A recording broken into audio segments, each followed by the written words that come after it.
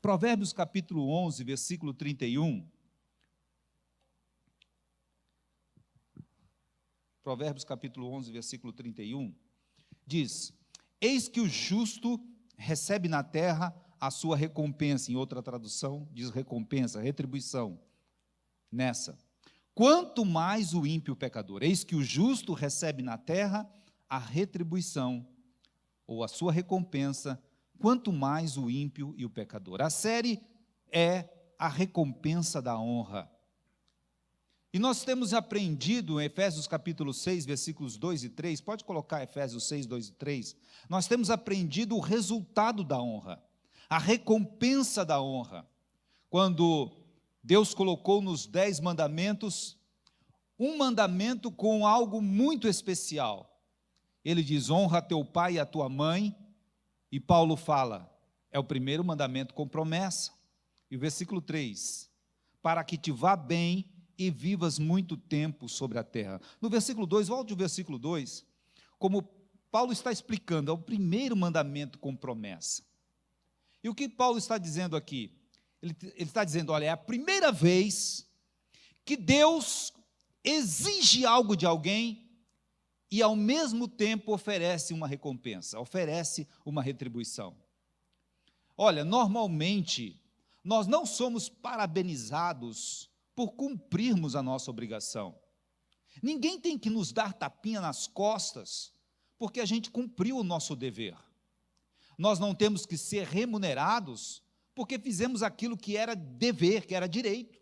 Não há nada a acrescentar em nós, porque se nós tínhamos o nosso salário, por exemplo, de 30 dias no mês, se nós fizermos bem o nosso trabalho, não significa que nós vamos ganhar 2 salários. Ah, eu fiz muito bem o meu trabalho esse mês, eu mereço mais. Não, você fez o que você tinha obrigação de fazer, os seus 30 dias de trabalho. Então, quando nós cumprimos o nosso dever, nós não esperamos recompensa por ter cumprido o nosso dever, mas Deus, Ele estima tanto o princípio da honra, que Ele colocou no seu dever, que é honrar pai e mãe, no seu dever, Ele colocou uma grande recompensa. E a recompensa é vida. Versículo 3, para que te vá bem e vivas muito tempo sobre a terra. O que nós temos que entender é que Deus, Ele coloca a honra em um lugar muito especial no reino dEle. Nós vamos entender isso hoje na palavra. Como a honra tem uma relevância diferenciada de todos os outros princípios. E como é importante não entrarmos pela rota da desonra. Porque a honra traz para nós vida. A promessa de vida, o fluxo da vida, a fonte da vida, Deus colocou no princípio da honra. Se você quer ter vida, você honra. Se você quer ter uma vida abundante, você honra. Quando você honrar, você vai ter vida. Essa é a promessa que está atrelado à ordem, ao mandamento. Para quem honra, haverá vida. E quando nós falamos de vida, nós não estamos falando apenas de vida física, de vida do corpo. Nós estamos falando também de vida emocional, de vida espiritual, de vida nos seus projetos, de vida nos seus propósitos. Nós somos uma geração de honra, e por isso nós podemos crer que a vida de Deus está sobre nós. A vida de Deus está não só sobre o nosso corpo, mas eu declaro que a vida de Deus está sobre o seu corpo também. Eu declaro que a vida de Deus está nos seus projetos, na sua família. Há vida de Deus nas suas emoções. Existe vida de Deus na sua família. E há uma abundante vida de Deus nos seus projetos e nos propósitos de Deus na sua vida. Você recebe? Amém. Vida de Deus. É vida de Deus para quem cumpre o princípio da honra.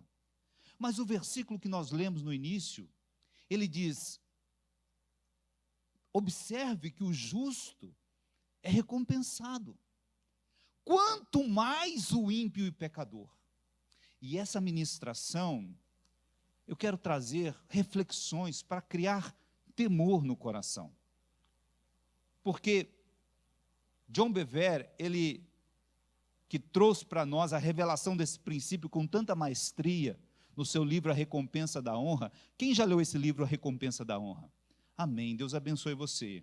Quem não leu, nós temos aqui na entrada alguns exemplares. Ainda temos livros A Recompensa da Honra? Temos alguns livros ainda. Então você, por favor, nós não adquirimos os livros para ter qualquer vantagem sobre isso, de forma alguma, é para disponibilizar a você por um preço mais em conta, mais barato. Então, nós temos o livro aí, você pode adquirir. Eu creio que John Bevere tem sido realmente um profeta na nossa geração, e ele vai ser lembrado como um grande homem de Deus na nossa geração, porque ele tem realmente dedicado o seu ministério para trazer ao povo de Deus o retorno ao temor de Deus, a entender a importância de viver debaixo dos princípios de Deus e corrigir as nossas atitudes. Então, esse livro é muito importante. Então, quando nós falamos de que o ímpio tem, quando a Bíblia fala que quanto mais o ímpio, ela está dizendo, olha, a recompensa de quem honra é grande, é tremenda, é maravilhosa. Haverá vida nos seus projetos, haverá vida na sua casa, haverá vida nas suas emoções, haverá vida no seu corpo, haverá vida de Deus. Mas ao que desonra, quanto mais haverá uma recompensa negativa. Qual é a recompensa da desonra? A recompensa da honra é vida. A recompensa da desonra é morte. A recompensa da desonra é morte. E nós não estamos aqui falando de morte física. Estamos falando de morte espiritual. Porque existem mortes que estão relacionadas a projetos, a propósitos, a sonhos, a expectativas frustradas, a projetos interrompidos, a propósitos abortados, por causa de um coração que não se dirigiu em honra, um coração que optou pela desonra. E nós vamos ver na Bíblia Sagrada alguns desses fatos, para nós criarmos em nosso coração temor de Deus, para que nós não venhamos a entrar nessa rota.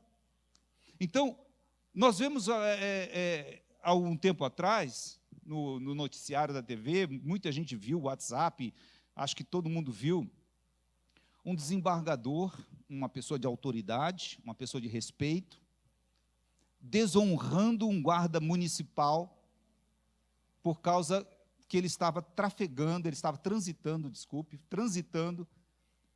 na via pública, sem o uso obrigatório da máscara, que era obrigatório naquela cidade.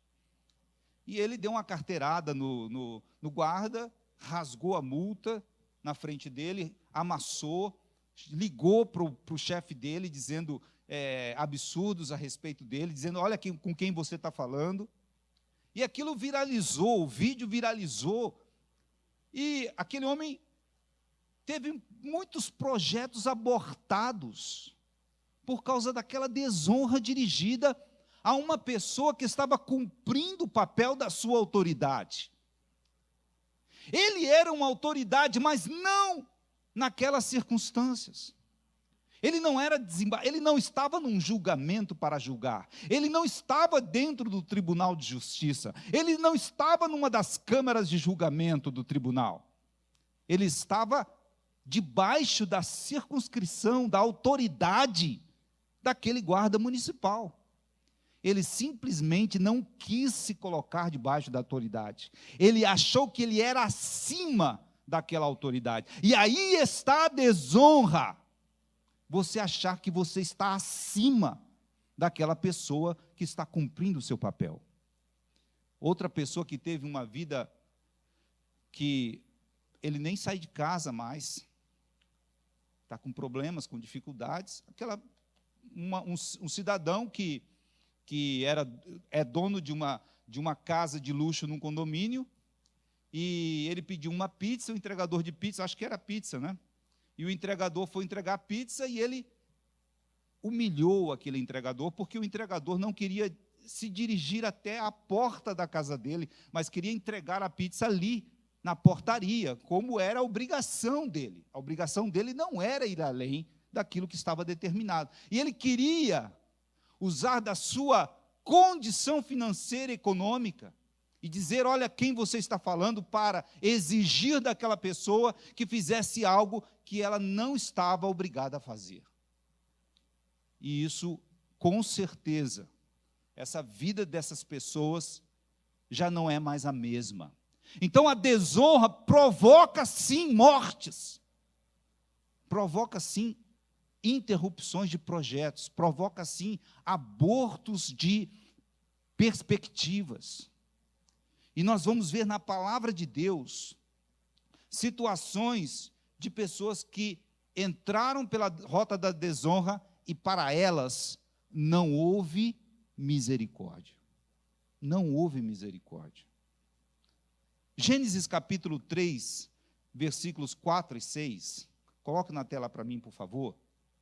Conta aqui a história de Adão no paraíso, quando ele desobedeceu a Deus. Ele comeu do fruto do conhecimento do bem e do mal. Então a serpente disse à mulher, certamente não morrereis, porque Deus sabe que no dia em que dele comerdes, se abrirão os vossos olhos, e sereis como Deus, sabendo o bem e o mal. Versículo 6, e viu a mulher que aquela árvore era boa para se comer, agradável aos olhos, e árvore desejável para dar entendimento, tomou do seu fruto e comeu, e deu também ao seu marido, e ele comeu com ela. Entendam uma coisa, o pecado de Adão foi a desobediência, claro. A desobediência, Adão desobedeceu. Mas não foi uma simples desobediência. Imagine se Deus tratasse conosco como ele tratou com Adão. Adão, ele foi expulso do paraíso. Deus deu uma sentença de morte para ele. Você vai morrer. Ele não voltou atrás, não teve misericórdia sobre a vida de Adão. Ele disse, maldita é a terra por tua causa, espinhos e cardos lhe produzirá. Com o suor do teu rosto lavrarás a terra. Tudo aquilo que Adão viu crescer, tudo aquilo que Adão viu Deus fazer, toda aquela maravilha e exuberância do jardim do Éden, que estava preparado, Deus expulsou dali, e não só expulsou, colocou anjos com espada desembainhada, inflamada, para guardar a entrada do jardim, para que Adão sequer pudesse voltar àquele lugar, para relembrar de como era maravilhoso aquele lugar. Sequer Adão podia ver aquele lugar que Deus havia preparado para ele. Qual foi o pecado de Adão que causou tanta indignação em Deus? A desonra. Adão era um homem que era ministrado por Deus toda a viração do dia. O conhecimento de Adão era um conhecimento que vinha de Deus. Adão não precisava de outro conhecimento, Adão não precisava de outro entendimento. O entendimento de Adão era um entendimento espiritual, vindo do próprio Deus. Deus tinha um tempo para que aquele entendimento se formasse em Adão. Sabe qual foi a tentação que fez Adão sucumbir? É árvore do bem e do mal. É árvore boa para dar conhecimento. É árvore boa para dar entendimento. Adão, a serpente disse, sereis iguais a Deus. Sereis iguais a Deus. Adão imediatamente teve a oportunidade, entre aspas, de ser quem ele não jamais podia ser. Quem ele jamais podia ser. Ele quis uma autoridade, ele quis ter um conhecimento que não era para ele ter. Ali ele criou, ele gerou uma desonra no seu coração em relação a Deus. Deus não seria mais o seu pai, Deus não seria mais o seu mestre, Deus não seria mais o seu professor, Deus não seria mais o seu mentor, agora ele seria completamente independente, autônomo, porque todo conhecimento, seja do bem ou seja do mal, estaria em Adão. Então, ele seria independente. Não precisaria mais de Deus para ser ministrado. Não precisaria mais de Deus para ter conhecimento. Aí está o grande pecado de Adão. Querer ser como Deus. Mas nós lembramos que alguém já havia passado por isso. Vamos lá em Isaías, capítulo 14, versículos 12 a 14.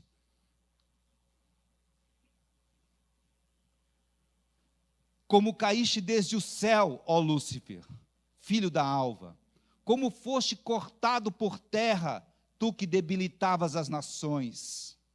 E tu dizias no teu coração, eu subirei ao céu, acima das estrelas de Deus exaltarei o meu trono, e no monte da congregação me assentarei, aos lados do norte.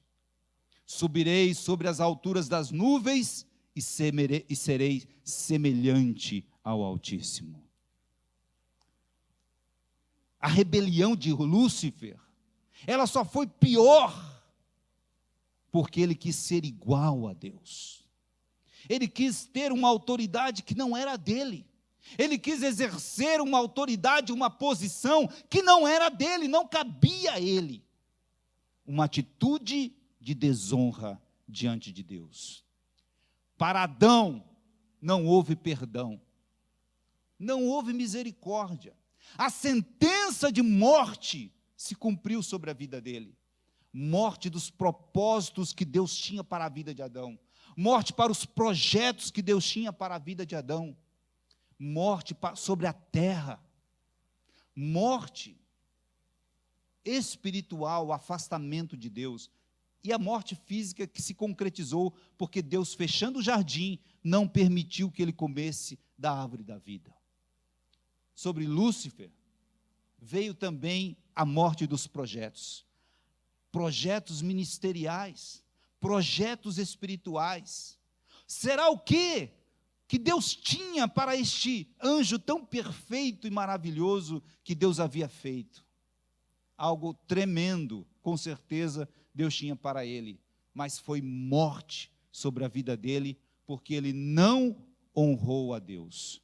Pelo contrário, tanto Adão como Lúcifer, eles desonraram a Deus, querendo ser o que não é, querendo exercer uma autoridade que não tem, querendo viver de uma forma que se iguale a uma pessoa que não tem que se igualar.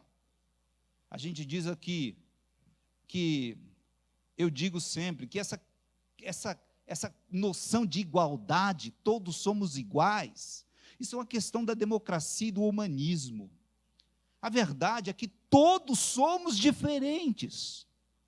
E é assim que Deus nos ama. Ele nos ama pelas nossas diferenças. Ele jamais pensou em fazer um clone de você. Jamais esteve na ideia de Deus fazer um clone de você. Sabe por quê? Porque Ele te ama do jeito que você é. Você é perfeito para Ele. Você foi idealizado por Ele. Essa ideia de somos todos iguais é muito complicada para Deus. Na verdade, Deus nos fez semelhantes a eles, mas jamais iguais. Jamais iguais. Quando nós nos colocamos em igualdade com alguém que deve respeito, nós estamos desonrando essa pessoa. Quando nós estamos nos colocando superiores a alguém que nós devemos respeito, nós estamos desonrando essa pessoa. nós estamos desonrando essa autoridade. Olha aqui alguns aspectos de desonra na Bíblia. Primeiro, desonrar coisas espirituais gera morte. 1 Samuel, capítulo 2, vamos ler, versículo 2, versículo 30. Capítulo 2, versículo 30, 1 Samuel. Desonrar as coisas espirituais gera morte. Portanto, diz o Senhor, Deus de Israel, na verdade tinha falado eu que a tua casa e a casa do teu pai andariam diante de mim perpetuamente. Porém, agora, diz o Senhor, longe de mim tal coisa, porque aos que me honram, eu honrarei. Porém, aos que me desprezam, aos que desonram, serão desprezados. Esse texto fala do profeta Eli e dos seus filhos. Olha aqui no versículo, vamos lá no capítulo 2 mesmo, no versículo 12. Vamos ver o que os filhos de Eli faziam. Ora, os filhos de Eli eram homens ímpios, não conheciam o Senhor. Porquanto o costume desses sacerdotes para com o povo era que, oferecendo a alguém um sacrifício, estando a cozer a carne, via o servo do sacerdote, tendo à mão um garfo de 3 dentes, e metia na panela, ou no tacho, ou no caldeirão, ou na marmita, e tudo quanto o garfo tirava, o sacerdote tomava para si. Assim faziam a todos os de Israel que chegavam ali em Siló. Tá bom. Olha só, eles desprezavam coisas espirituais. As ofertas, elas tinham um padrão para serem oferecidas. Havia um momento certo, havia uma forma adequada. O sacrifício, ele era, sim, para a alimentação dos sacerdotes. Sim, toda aquela carne sacrificada, exceto o bode da expiação, exceto que era solto no deserto, e ali ele tinha que ser, e também os holocaustos, os sacrifícios pelo pecado, os holocaustos, o bode da expiação era uma vez por ano, os holocaustos não. Os holocaustos, eles tinham que ser totalmente queimados, exceto essas dois tipos de oferta. O resto era para ser comido, era uma festa. Oferecer um sacrifício era matar um boi, um bezerro, e depois fazer uma festa. Era um churrasco, um grande churrasco. Mas existia uma forma para ser feito. Não era de qualquer jeito. Sabe o que os filhos de Eli faziam? Eles não tinham forma. Eles se achavam a autoridade. Então, eles chegavam na casa das pessoas que estavam preparando a carne para o sacrifício, eles simplesmente iam lá e metiam na panela e tiravam e pronto, e do meu jeito, da minha hora, do jeito que eu quiser, agora, não é do seu jeito, é do meu jeito, porque eu sou o sacerdote, eu tenho autoridade. Mas eles não estavam fazendo do modo certo. Sabe o que Deus fez com Eli e com a sua casa? Deus havia feito uma promessa para Eli. Deus fez a promessa para Eli, dizendo, olha, vocês vão ser sacerdotes perpétuos na minha casa. Isso é uma demonstração de que Deus amava muito Eli. Amava muito. Sabe o que Deus fez? Ele revogou a promessa. Ele voltou atrás. Alguém pode falar assim, peraí, Deus voltou atrás? Voltou atrás.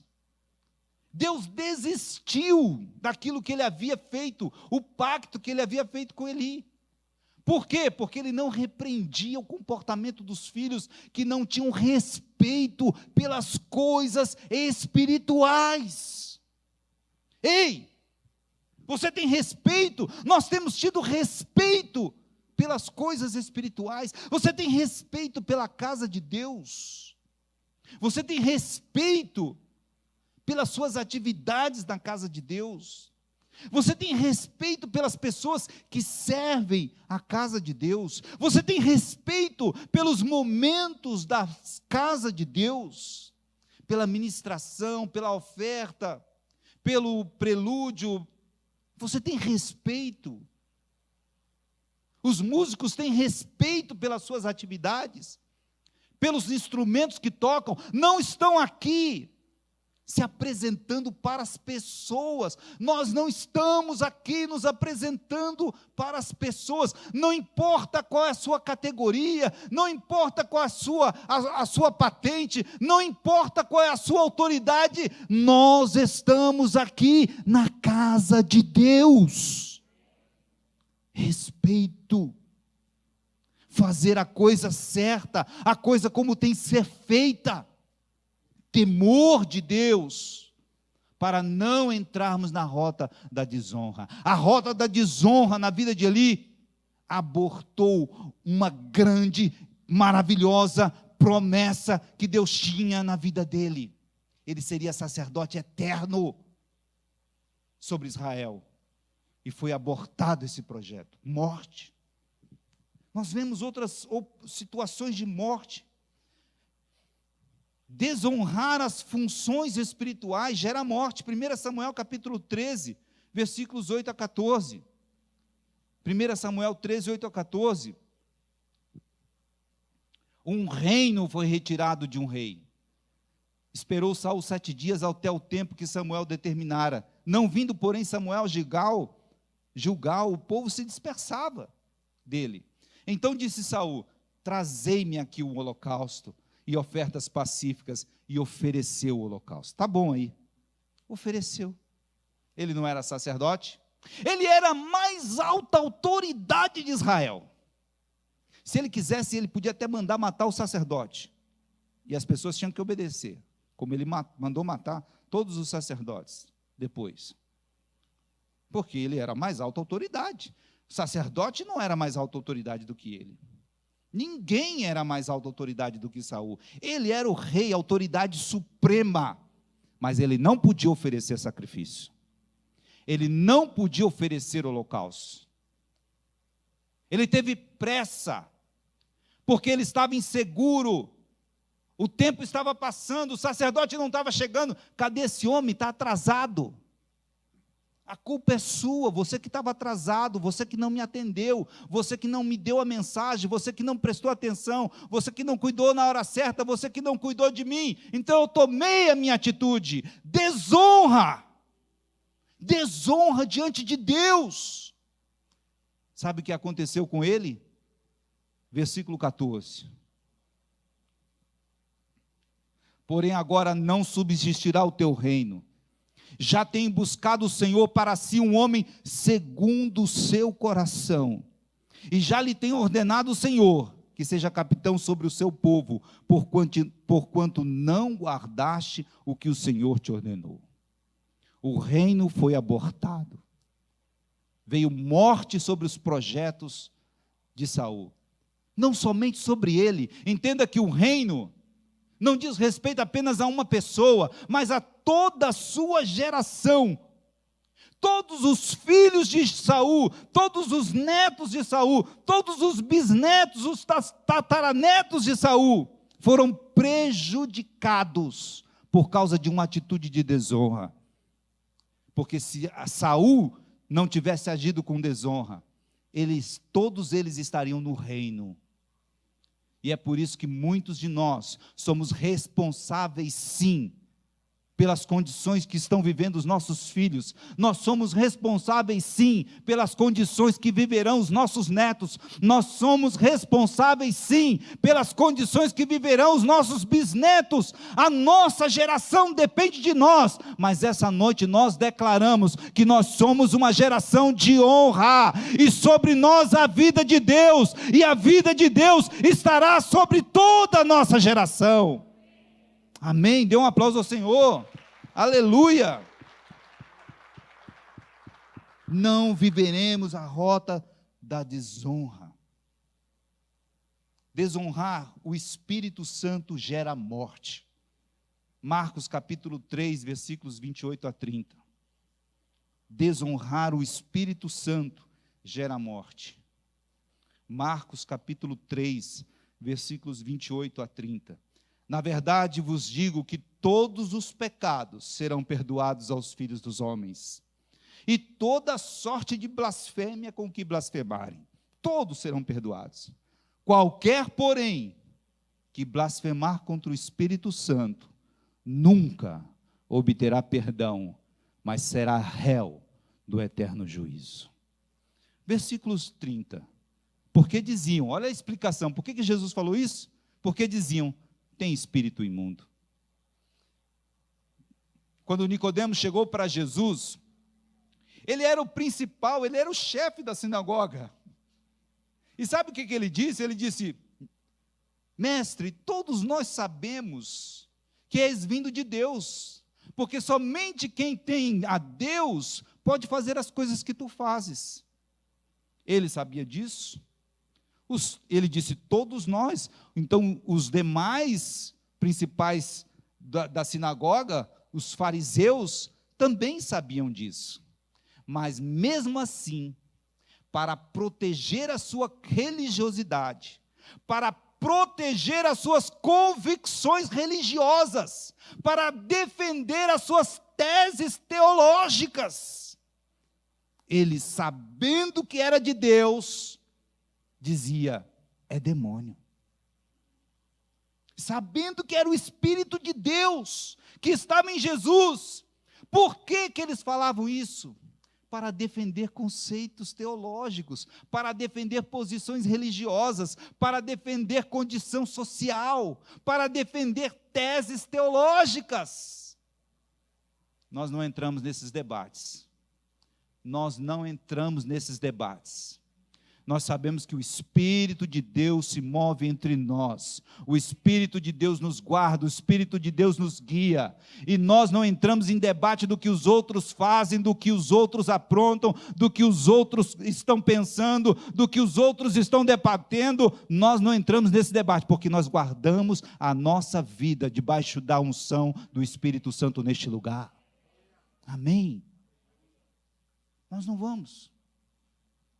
Jesus disse: olha, pode blasfemar do Pai, pode blasfemar do Filho, pode blasfemar, pode falar, pode ofender, pode desonrar, pode fazer o que você quiser, mas se você desonrar o Espírito Santo, não tem mais perdão.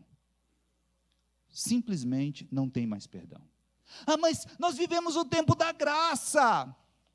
É o tempo da graça, pode tudo, Jesus.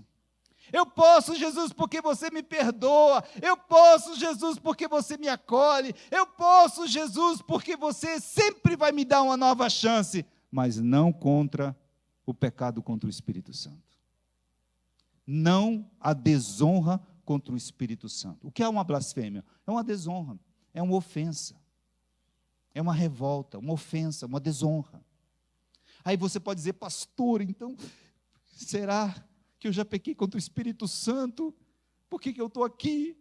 Eu já fiz algumas coisas, eu já falei algumas coisas, e eu não sei, queridos. Nós não devemos falar nada que diz respeito a criticar a obra de Deus que os outros fazem, amém? Não devemos criticar a obra de Deus que os outros fazem, nem por WhatsApp, nem por conversa em casa, nem por telefone, de forma alguma, muito menos repassar essas coisas para outras pessoas. Se é o Espírito Santo que está fazendo, deixa ele fazer, do jeito que ele quiser, da forma que ele quiser, se está abençoando, se está vivendo, se está frutificando, se está dando certo, está lá, Deus abençoe, não é a nossa área, não é a nossa praia, mas nós não entramos nessa questão. Nós vivemos aquilo que Deus tem colocado na nossa vida, e nós nos importamos com os outros. Tá? Amém, queridos? Porque o Espírito Santo sabe como faz. Nós não vamos criticar, mas eu vou dizer uma boa notícia. Todos nós que estamos aqui não pecamos contra o Espírito Santo. Se você está aqui, se você está ouvindo a palavra de Deus, se você está na presença de Deus, se você consegue dizer: Jesus Cristo é o Senhor da minha vida, a Bíblia diz que ninguém pode dizer que Jesus Cristo é o Senhor da sua vida, se não for pelo Espírito Santo. Ele habita em você, Ele mora em você, Ele ama você, Ele está permanentemente habitando o seu coração aí agora. Dê um aplauso ao Espírito Santo. Oh, Espírito Santo! Aleluia! Aleluia! Fique tranquilo, viu? Quem peca contra o Espírito Santo nunca mais quer saber de Deus, porque o Espírito Santo não convence mais essa pessoa. Ele não se arrepende mais, ele não volta mais. Então, se você está aqui, se você pecou 1000 vezes, 1 milhão de vezes, falou o que foi, mas se você está aqui, é porque o Espírito Santo está no seu coração. Aleluia, glória a Deus, glória a Deus. Vamos lá, desonrar a igreja gera morte. 1 Coríntios capítulo 11, versículos 29 a 30. Já vamos para o encerramento. Pode vir aqui a equipe de louvor. Olha Paulo ensinando a igreja. Paulo deu uma repreensão dura à igreja de Corinto. Aliás, não uma, várias. Várias. Era uma igreja cheia de dons. Todo mundo falava em língua, profetizava, sapateava. Coisa linda. O culto, né? Aquela coisa. Todo mundo cheio de dons espirituais. Paulo falou menos, mais amor, menos dons, mais amor. Mas procure os dons, mas calma, vamos equilibrar as coisas. Mas quando ele vai falar da ceia do Senhor, aí, meu irmão, aí ele pega pesado. Porque o que come e bebe indignamente, come e bebe para a sua própria condenação, não discernindo o corpo do Senhor, não discernindo a igreja. Vamos lá, 30. Por causa disso há entre vós muitos fracos e doentes, e muitos que dormem, morte. Muitos fracos e doentes, e muitos que dormem, morte. Aqui Paulo está dizendo o seguinte: tem gente que vai para a igreja, era a ceia do Senhor. A ceia do Senhor naquele tempo era um grande jantar. As pessoas iam lá para se aproveitar do momento. Não era uma cerimônia, não era uma adoração a Deus, não era um ato de redenção ao Senhor, não era um ato de entrega e de adoração ao Espírito Santo, não era um ato de reconhecimento de Jesus como Senhor da igreja, de reconhecimento de que todos somos membros uns dos outros, que Ele é o pão da vida, que foi partido por nós na cruz do Calvário. Não era isso, era uma grande bagunça, era uma grande alvoroço, algazarra. Tinha gente até que se embriagava e ficava caído pelos cantos. Paulo disse: morte, morte. Vocês não estão vendo? Por isso que vocês estão doentes, por isso que vocês estão fracos, por isso há muitos que dormem, mortos. Por quê? Porque não consegue entender o que é igreja, não consegue entender o que é igreja. Queridos, nós somos a igreja de Jesus Cristo, a noiva de Jesus, nós somos o povo de Deus, nós somos o corpo de Cristo. Nós não vamos levantar voz contrária à nossa igreja, nós não vamos levantar pensamento contrário à nossa igreja, nós não vamos levantar palavra contrária à nossa igreja, nós não vamos levantar acusação infundada ou fundada, ou seja lá o que for, contra a nossa igreja. Nós temos temor de Deus a respeito da igreja. Eu sei o que é a igreja, eu sei quem é a igreja, eu sei o poder da igreja, eu sei a razão da igreja, e eu não vou entrar na rota da desonra. Amém. Igreja é santa, a igreja é pura, a igreja é a noiva de Jesus Cristo.